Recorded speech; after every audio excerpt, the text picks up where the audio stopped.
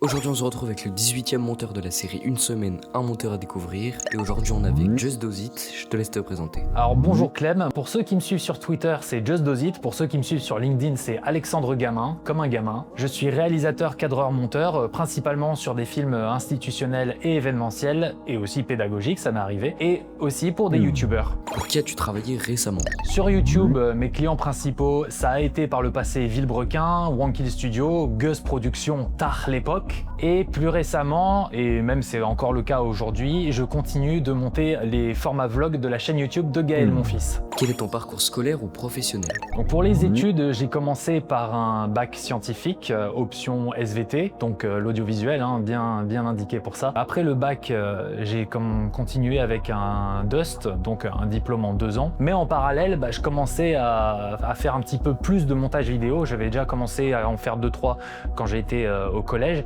Mais c'est vraiment pendant mon stage dans une chaîne de télévision locale que je me suis rendu compte en fait, que j'aimais bien ça. Et justement, j'ai pu commencer à me constituer un petit book de montage, des compilations de foot, des mini-documentaires.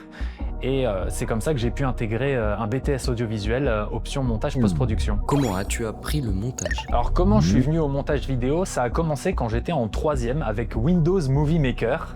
Je faisais des compilations de football, mais aussi des mash-ups. Je prenais par exemple des images de Naruto, de l'animé de Naruto, et je collais par-dessus l'audio des 2 minutes du peuple. Donc voilà, un sacré mélange. Et sauf qu'à l'époque, c'était pas démonétisation, c'était pas ayant droit, on te met des pubs, tout ça et ça part à l'ayant droit. Non, c'était suppression directe de la chaîne. Donc vous ne trouverez plus jamais ces trucs-là aujourd'hui sur YouTube. Quel est ton aspect préféré dans le montage? C'est justement de pouvoir utiliser des images, par exemple en b-roll, des images d'illustration, pour pouvoir justement donner une autre portée, une autre dimension à la séquence qu'on a. Et en termes d'impact narratif, je trouve que c'est plutôt kiffant quand on arrive à faire ça. Est-ce que tu aurais un conseil pour quelqu'un qui débute dans le montage? Je pense sincèrement que celui qui ne fait que du montage, à un moment, en termes de compréhension de l'image et de narration, il va atteindre un plafond. Je pense que c'est vraiment important justement de pouvoir se rendre compte quelle est votre place dans toute la chaîne de production. Et puis en plus, ça fait pas de mal de prendre l'air de temps en temps. Et pour finir, aurais-tu une anecdote avec un client?